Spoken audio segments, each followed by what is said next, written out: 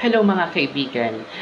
Isa na naman pong katanungan ng ating sasagutin tungkol sa pagtatrabaho. Kasi merong nagsasabi na um, may mga time daw na nag-undertime siya or siya ay nagli-leave at gusto niya itong punan yung undertime na yon, yung kulang na oras sa pamamagitan ng pag-overtime. Ito ba ay pinapayagan ng batas? Ang sagot po ay hindi.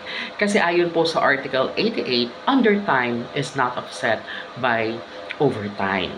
So, napakalinaw po, napaka-self-explanatory na kapag tayo ay pumasok, nag-undertime, kulang tayo ng oras sa trabaho, ay hindi po pinapayagan ng batas or ng labor code na mag-overtime ka the next day or sa susunod na araw para ma-offset or para punan yung kulang mong oras ng mga nakaraan. Hindi po yan pinapayagan ng batas. So, ang mangyayari po, kapag ikaw ay may undertime sa araw na yon, kulang yung oras mo, payagan mo na yon.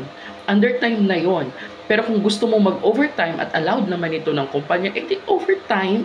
Ang overtime naman mayroong 25% premium o dagdag.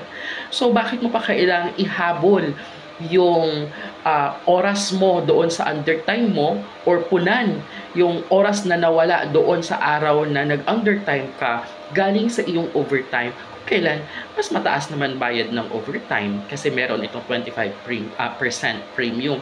Yan po napansin ko nung nag-work pa lang ako sa call center bilang isang agent. Maraming mga kabataan or mga call center agent na gumagawa niyan kasi yan ay isa sa mga loophole ng ating batas kung saan may mga tauhan na matitigas ang ulo and at the same time dahil medyo lenient naman minsan yung kumpanya, masyadong mabait, open OT, kumbaga.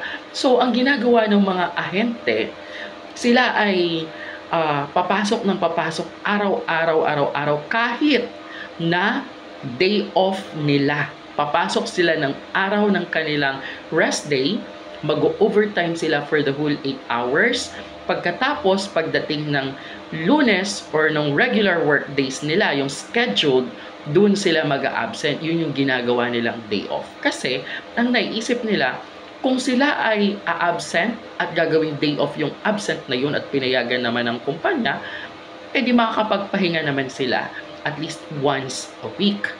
Pero, pag nag-overtime sila on their rest day, mas malaki yung babayaran ng kumpanya sa kanila. Kasi nga, kapag ito ay rest day overtime, meron itong 30% na dagdag kapag ikaw ay nag-overtime on your rest day. So, yan ay isa sa mga lusot na ginagawa ng mga call center agent kapag ang kumpanya ay masyadong maluwag pagdating sa pag-overtime at yung mga absences or attendance issues. Ranas na ranas ko na po yan nung nag-call center ako sa mahigit isang dekadang pagtatrabaho ko sa call center. Pero, balikan po natin yung issue na maaari mo bang punan yung undertime mo or yung absent mo nung nakaraang araw sa pamamagitan ng pag-overtime. Hindi po pwede sapagkat yan po ang sinasabi ng Article 88 ng ating Labor Code of the Philippines that undertime is not offset by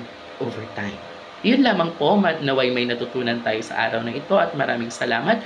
Kung nagustuhan ninyo ang aking video, paki-follow lamang ang aking Facebook page at paki-subscribe ang aking YouTube channel. Thank you.